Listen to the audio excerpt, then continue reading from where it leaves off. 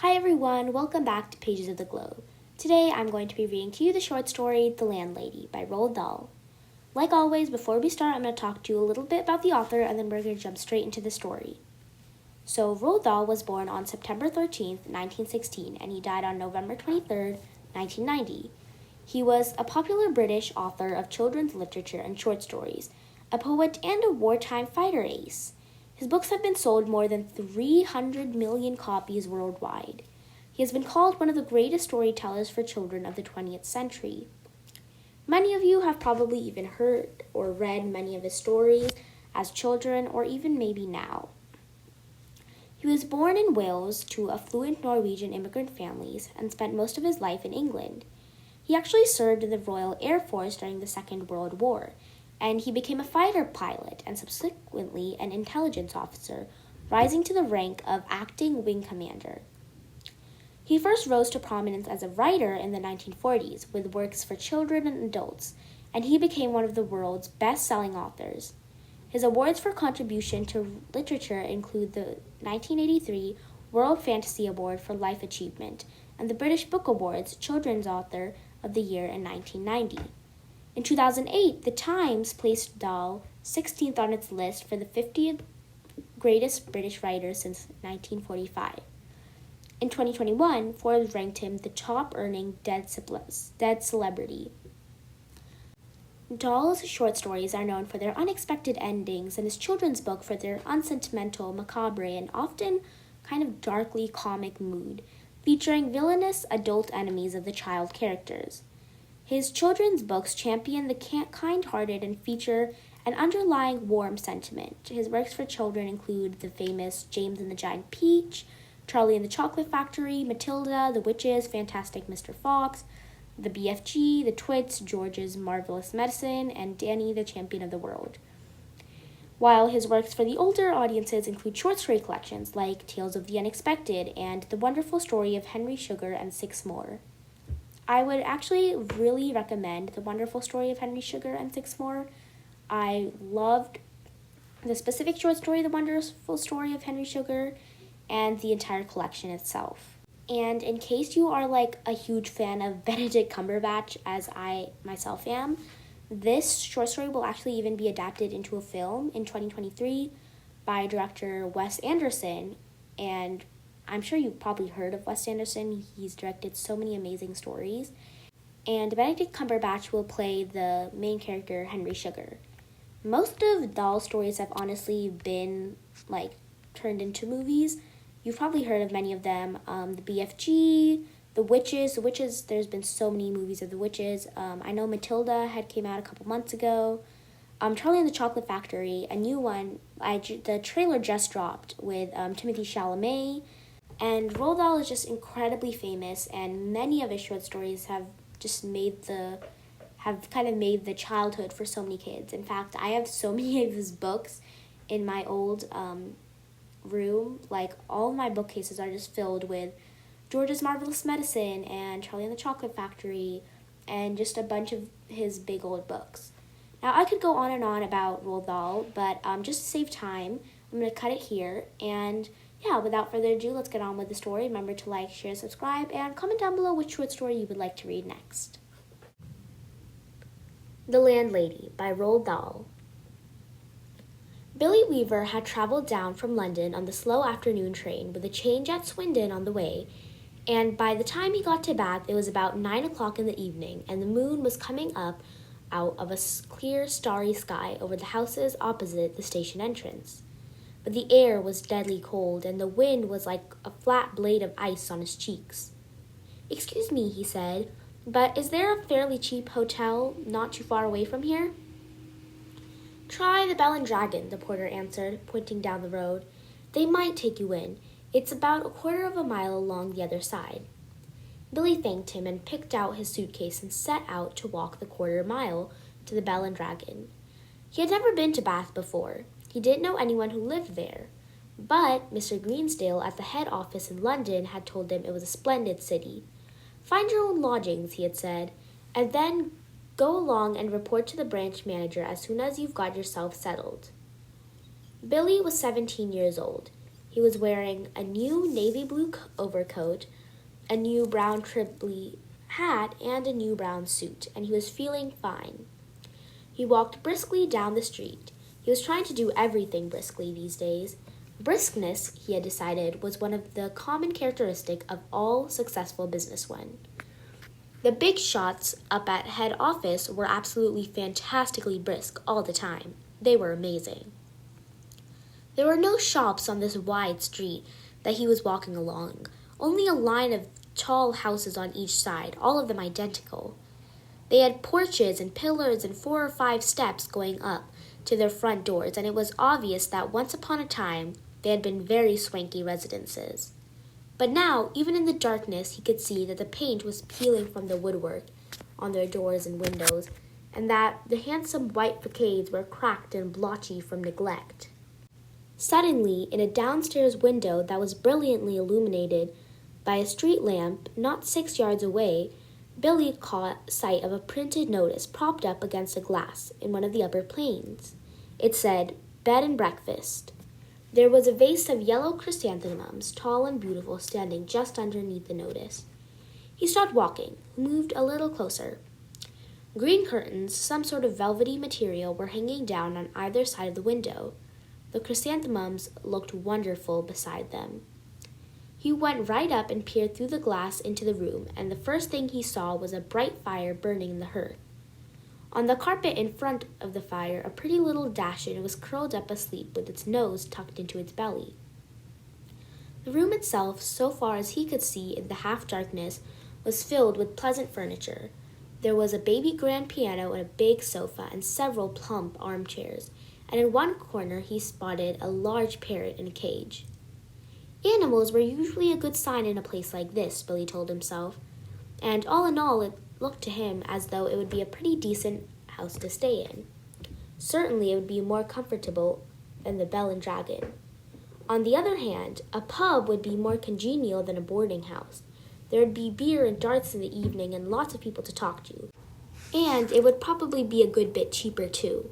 He had stayed a couple nights in a pub once before and he had liked it.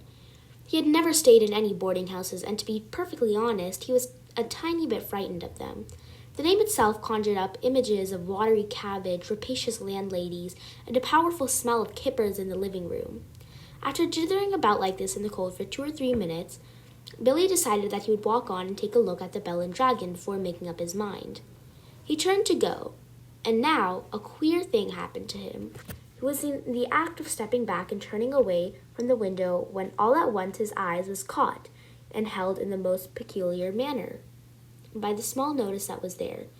Bed and breakfast, it said. Bed and breakfast, bed and breakfast, bed and breakfast. Each word was like a large black eye staring at him through the glass, holding him, compelling him, forcing him to stay where he was and not to walk away from that house. And the next thing he knew, he was actually moving across from the window to the front door of the house, climbing the steps that led up to it, and reaching for a bell. He pressed the bell. Far away in a back room, he heard it ringing, and then, at once, it must have been at once, because he hadn't even had time to take his finger from the bell button, the door swung open, and a woman was standing there. Normally, you ring the bell, and you have at least a half-minute's wait before the door opens, but this dame was like a jack-in-the-box.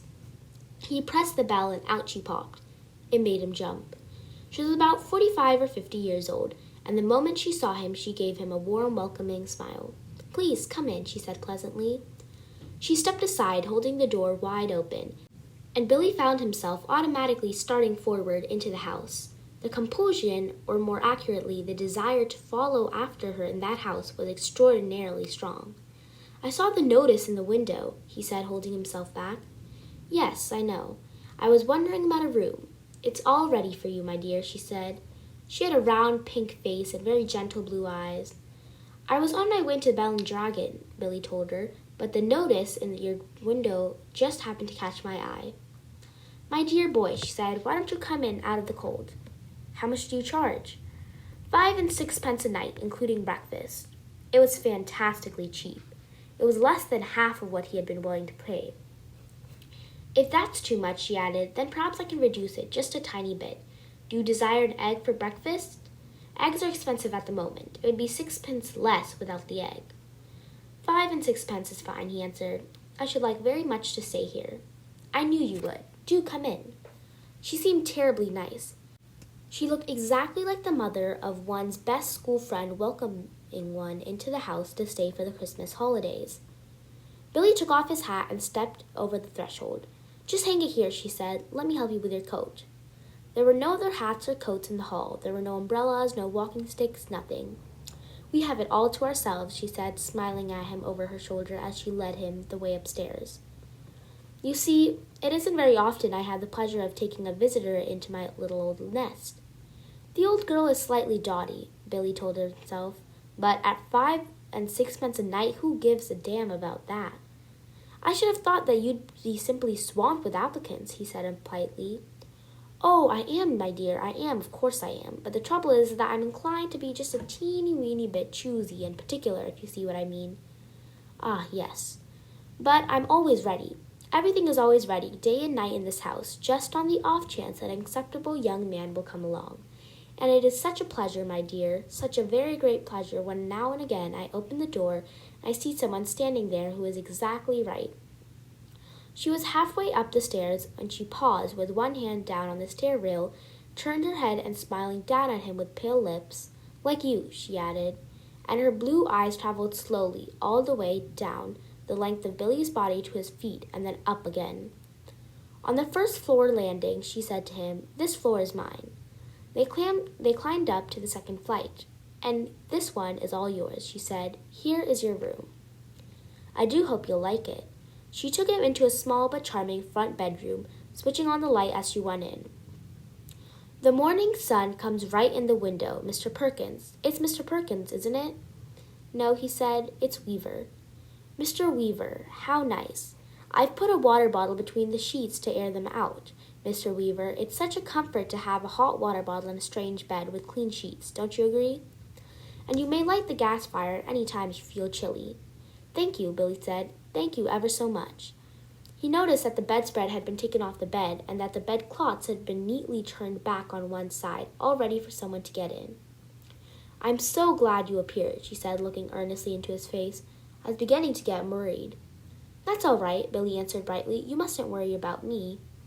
He put his suitcase on the chair and started to open it. And what about supper, my dear? Did you manage to get anything to eat before you came in? I'm not a bit hungry, thank you, he said. I think I'll just go to bed as soon as possible, because tomorrow I've got to get up rather early and report to the office. Very well, then. I'll leave you now so that you can unpack. But before you go to bed, would you be kind enough to pop into the sitting room on the ground floor and sign the book? Everyone has to do that because it's the law of the land, and we don't want to go breaking any laws at this stage of the proceedings, do we? She gave him a little wave of the hand and quickly went out of the room and closed the door. Now, the fact that his landlady appeared to be slightly off her rocker didn't worry Billy in the least. After all, she was not only harmless, there was no question about that, but she was also quite obviously kind and generous soul. He guessed that she had probably lost a son in the war or something like that and had never gotten over it. So, a few minutes later, after unpacking his suitcase and washing his hands, he trotted downstairs to the ground floor and entered the living room. His landlady wasn't there, but the fire was glowing in the hearth, and the little Dachshund was still sleeping in front of it. The room was wonderfully warm and cozy. I'm a lucky fellow, he thought, rubbing his hands. This is a bit of all right. He found the guest book lying open on the piano, so he took out his pen and wrote his name and address. There are only 2 other entries above on the page, and as one always does with guest books, he started to read them. One was a Christopher Mullen from Cardiff, and the other was Gregory W. Temple from Bristol. That's funny, he thought suddenly. Christopher Mullen. It rings a bell. Now, where on earth had he heard that rather unusual name before? Was he a boy at school? No. Was it one of his sister's numerous young men? Perhaps, or a friend of her father's? No, it wasn't any of those. He glanced down again at the book. Christopher Mullen, 231 Cathedral Road, Cardiff. Gregory W. Temple, 27 Sycamore Drive, Bristol.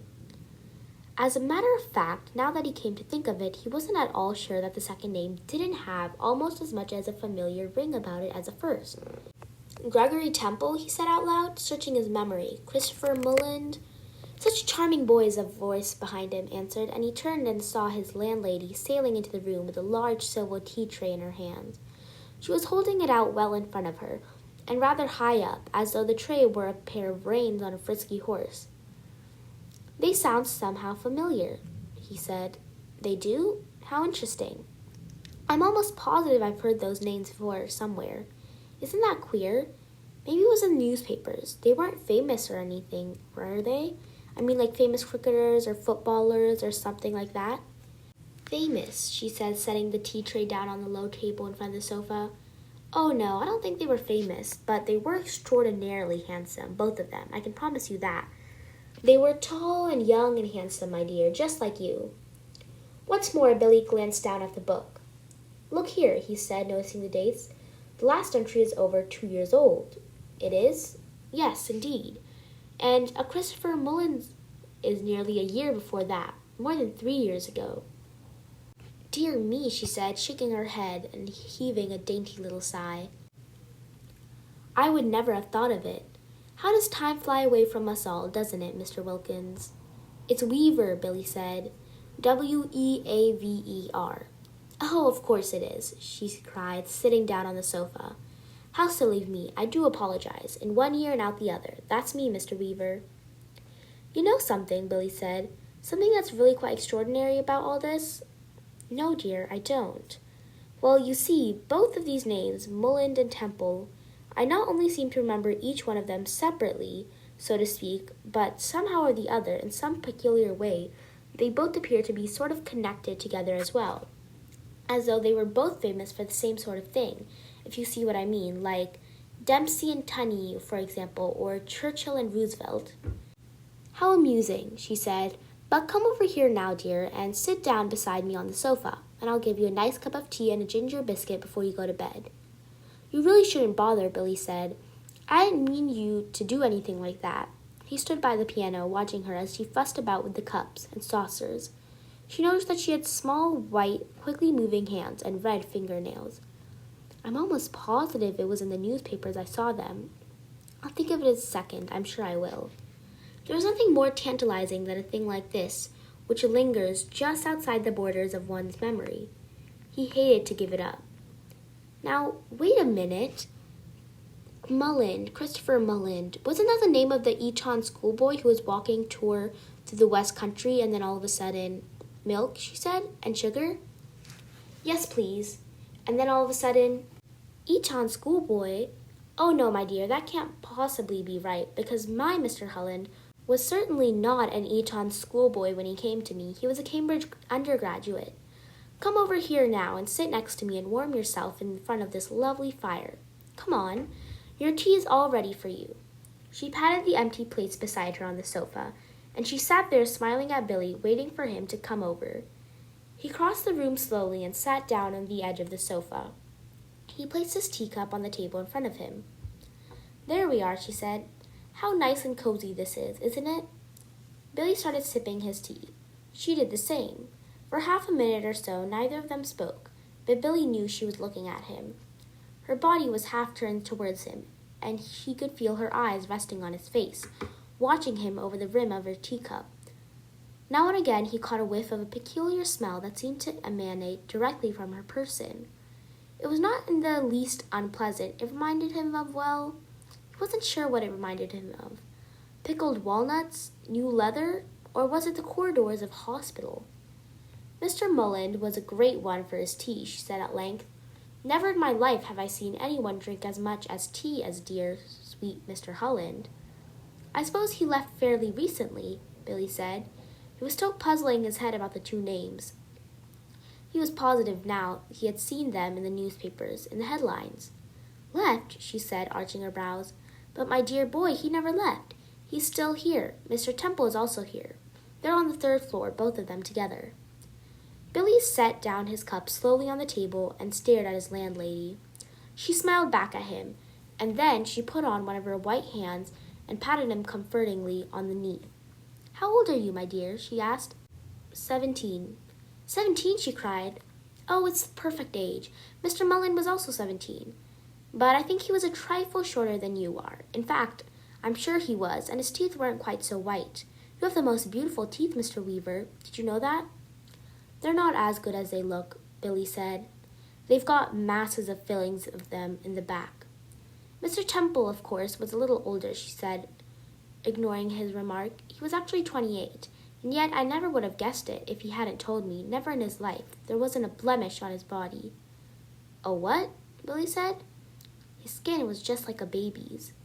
There was a pause. Billy picked up his teacup and took another sip of his tea, and then he set it down again gently in his saucer. He waited for her to say something else, but she seemed to have lapsed into another one of her silences. He sat there staring ahead of him into the far corner of the room, biting his lower lip. That parrot, he said at last. You know something? It had me completely fooled when I first saw it through the window from the street. I could have sworn it was alive. Alas, no longer. It's most terribly clever the way it's been done. It doesn't look in the least bit dead. Who did it? I did. You did? Of course, she said. And have you met my little Basil as well? She nodded towards the Dashin curled up so comfortably in front of the fire. Billy looked at it, and suddenly he realized that this animal had all the time been just as silent and motionless as the parrot. He put out a hand and touched it gently on the top of its back. The back was hard and cold, and when he pushed the hair to one side with his fingers, he could see the skin underneath, grayish-black, dry, and perfectly preserved. Goodness gracious me, he said, how absolutely fascinating. He turned away from the dog and stared with deep admiration at the little woman beside him on the sofa. It must be the most awfully difficult thing to do a thing like that. Not in the least, she said. I stuff all my little pets by myself when they pass away. Would you like to have another cup of tea? No, thank you, Billy said. The tea tasted faintly of bitter almonds, and he didn't much care for it. You did sign the book, didn't you? Oh, yes. That's good, because later on, if I forget what you were called, then I can still always come down here and look it up. I still do that every day with Mr. Mulland and Mr. Temple, Billy said. Gregory Temple. Excuse my asking, but haven't there been any other guest here except them in the last 2 or 3 years? Holding her teacup high in one hand, inclining her head slightly to the left, she looked up at him out of the corners of his eyes and gave him another gentle little smile. No, my dear, she said, only you. All right, so that was The Landlady by Roald Dahl. Like always, and I know I say this every single time, but I'm just going to go over the story really quick, and then we're going to jump straight into the analysis. So, The Landlady by Roald Dahl is a pretty, memorable story. It's definitely a standout. It is a horror story with kind of this gradually building tension that leads to a completely shocking conclusion. So, what really happens in the story? We see Billy Weaver, right? He's arrived in Bath by London train, and it's really cold, and he's kind of looking just for a cheap hotel. Now he's directed to the Bell and Dragon, which is this kind of pub area. It's a pub connected to some rooms, and so he's probably going to find some cheap wares there, and he knows he's probably going to have a good time there. But this is Billy's first time, and he's been sent to Bath by the head office in London, and he has to report to the local branch manager as soon as he can. He's 17, he's wearing new clothes, he's kind of starting his business career, and so it's kind of shown that he wants to become this really successful businessman. He's trying to make something out of himself, and he really wants to work hard. Now he sees this really nice bed and breakfast. There's flowers, this green velvety curtain, a cute little dog curled up by the fire. It just seems like a really nice homely area.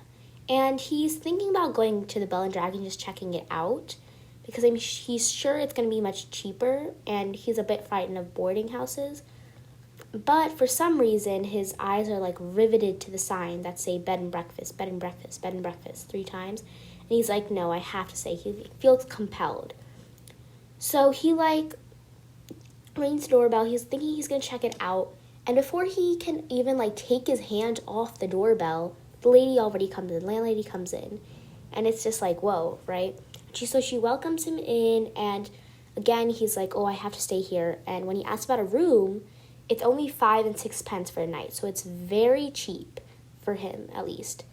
And so she seems very nice. She's like very congenial, very generous. And so she shows him his room, and she keeps like calling him different names, like Mr. Perkins or whatever. But he keeps correcting her.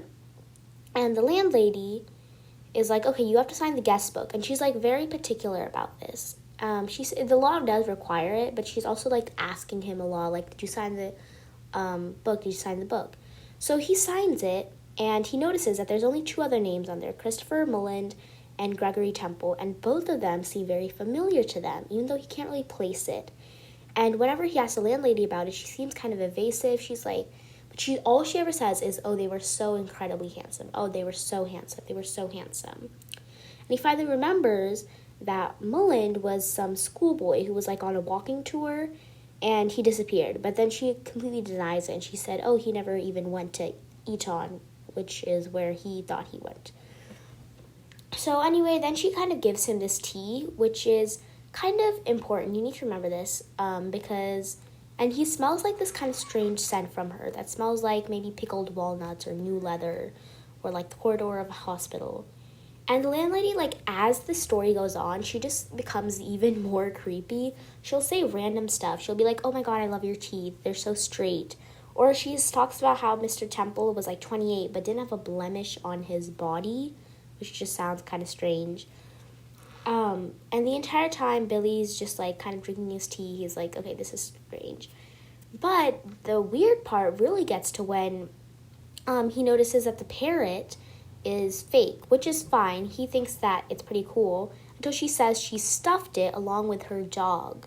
And the dog has just been stuffed very well. Like, it looks like it's just curled up. It looks like it's sleeping. And so... obviously, she's like a master stuffer, or I guess the proper word for this would be taxidermy. She's like a really good taxidermy person, I guess. I don't know. I don't know how you would word that. But another thing that he thinks is kind of strange is that there's only been him and those 2 other people. And they apparently, according to her, have never even left. They live on the 3rd floor, and he's never seen them around. But then again, this is his first night there, so makes sense. But still, he does find that strange. And kind of the concluding ending is, while it's honestly very, like, normal, you would at first, like, what does it say? She just says, oh, no, you've been the only, like, you're the only guest or whatever. It seems like kind of a strange ending at first, but with all this building tension and just kind of like strange words, because this landlady, at first she might seem congenial and very kind. Towards the end, she just becomes like, what she says, the things that she's saying, they just sound not right. They sound strange. And one interesting thing about her is that or not interesting thing about her, but interesting thing about the tea that you kind of have to remember is very like, it's maybe the 3rd to last paragraph where Billy says the tea tastes like faintly of bitter almonds, which is very important. And the very last thing she literally says is, no, my dear, only you, which just means that him, Gregory Temple, and Christopher Mulland are the only guests, and the only thing they seem to have in common is they were incredibly handsome. So throughout this entire story, there's like this building tension, and towards the end, it's just like, at first, the reader might be like, okay, but this wasn't that deep. Like, what even happened in this story? But you really have to look close to every single thing that's actually going on. Now, one of the major themes we see in the story is appearance versus reality. So this landlady turns out to be the sinister character, right? She's kind of the villain almost. And she obviously couldn't be presented this way throughout the story. We'd question then Billy's intelligence, and there'd be really no mystery or surprise to us. We'd be like, okay, Billy, why are you even going into this room when you know, or this bed and breakfast when you know this landlady is, like, crazy? This makes it necessary that there's, like, a gap between how things seem and how they are really. We're alerted early on to the fact that Billy is kind of in his young naivety. He accepts things at their face value. He's very impressed by these important people at head office who are, like, absolutely fantastically brisk all the time, and he tries to adopt this attitude himself. He doesn't really look deeper into whether they're actually accomplishing something. The illuminated window of the bed and breakfast looks so much nicer than the surroundings, because the line of other houses have been like peeling packed, and they're like cracked, and they have like blotchy facades. But the bright spot with the vase of chrysanthemums catches his eye. It looks like the best place on the street, but it ends up turning out to be the worst. He also relies on appearances when he sees a parrot and the dachshund inside, thinking, oh, animals are a good sign in a place like this. Of course, there's no like reason a bad person couldn't have animals in the home, so. And the landlady just seems like a perfectly pleasant, safe place to be around. She twice calls Billy by the wrong name, Perkins and Wilkins. She seems like she's absent-minded and certainly not someone who'd be able to plot against him, but her motive could be to give that exact impression. Perhaps she's using the wrong names to intentionally make herself seem harmless. Actually, something that I wanted to talk about before I start is that one of my friends, we were talking about the story, and he was like, when I first heard him call Perkins and Wilkins, I kind of thought that maybe it had a connection to maybe her older tenants, or not tenants, but maybe people who had tried to come in, and she was like, no, you're too ugly, or something like that. So she thought that, she maybe called Billy by the wrong name on purpose, but those names may have had some significance as well. So I thought that was kind of interesting. But she invites Billy to sit with him by the fire and have his tea, which sounds like very comforting and safe, but it's really the moment of no return for Billy, because after ingesting that tea, he won't be able to do anything. Now, in case you are kind of confused as to what is going on, let me go over some warning signs. First of all, that Billy is in a dangerous situation. The cheapness of the room. The room at first seems like a very nice, cozy little room, but it's really not. And the landlady is also very choosy about her boarders. She only takes in young, handsome, co-word handsome, or main word handsome, Billy. And she says she's beginning to worry about Billy's arrival when she didn't even know she was really coming. So she was worrying about something that was kind of strange, because she said she was beginning to worry about his arrival, but she doesn't even know who he is, right? She didn't know he was coming. And her insistence that Billy needs to sign the guest book before bed implies that he wouldn't be able to do it later. And when he talks about how she has a strange scent from him, it's related to her taxidermy. And when she talks about how Mr. Temple didn't have a blemish on his body, it's just how would she even know that? And then the main thing, which in case you didn't know, this is kind of a known fact in a lot of those. In case you guys, I am a big fan of those little 2-sentence horror stories, which you might find on Reddit a lot and stuff, or even just on the internet, which is where it'll the first sentence will be something normal, but then the second sentence implies something a little more horrific. And so, in case you didn't know, bitter almonds, if you ever taste anything that's that has the taste of bitter almonds, it is said that is it indicates the use of cyanide, which is this awful toxic chemical, which actually prevents cells from using oxygen, and so because of that, the cells in your body die. So that's why cyanide poisoning, I'm sure you've heard of.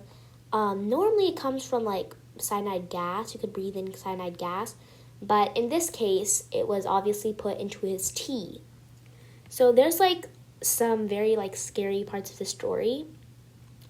Now, I think when she's talking, as she's the landlady is talking, there's obviously kind of a creepy vibe from her, but because in the beginning there really wasn't, and again, you have to remember that we are a reader, so we are kind of noticing things that maybe Billy didn't really notice, because this is in third person objective perspective, and at the same time, Billy's just kind of cold. He's he just came to this new area, and this bed and breakfast seems like an amazing deal for him, which is probably another sign, the fact that the hotel was super cheap, like I said before.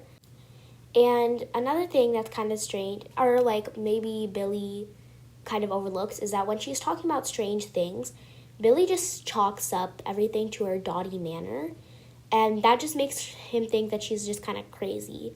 And that would make Billy feel kind of superior to her and not really in danger. Like, if you see some crazy person on the subway, let's say, then you're not going to necessarily think that they're going to, like, kill you using cyanide, right? That's not really your first thought. You just think, okay, this is some, like, crazy homeless person. Let me just ignore them. And he just kind of simply wants to move on. Now, some other thing that might be important is, why does Billy recognize these two names in the guest book? Now, he remembers reading these names in the newspaper, which means they both would have disappeared mysteriously. He does remember that they were linked in some way, so they both could have been last seen in Bath, or because they both were travelers. Mr. Womelhound, who remembers in the paper, was on a walking tour, and Mr. Temple could have just been traveling on business, like Billy was. This story is, like, so interesting to me because you really don't think anything, like, horrific is happening until the end. And even then, technically, the craziest thing to me is that nothing truly horrific actually happens in this story. Everything is implied. Everything the reader puts together using other kind of, like, clues. And almost the last, very most important clue is the tea tasting like bitter almonds, which comes in, like I said before, the third to last story. Like, it is a third last paragraph. Like, you barely understand what's going on until the very last paragraph when he's like, oh my god, this tea tastes like bitter almonds. And then all she really says is, did you sign the book? Yes, I did. Okay, because later on you won't be able to sign it. And then she just says, you're the only person that's been here besides Gregory Temple and Christopher Mallound. So the thing to me that always stands out to the story, like, I've read the story so many times, every single thing, I read everything, and I'm always like, the crazy thing to me is that I know that nothing bad is actually happening in the story. Nothing bad is going to happen in the story itself, but there's just that tension, that, like, scariness that builds up as the story goes on that makes it the masterpiece it truly is. Anyway, that's it for today. Remember to like, share, subscribe, and comment down below what short story you would like to read next.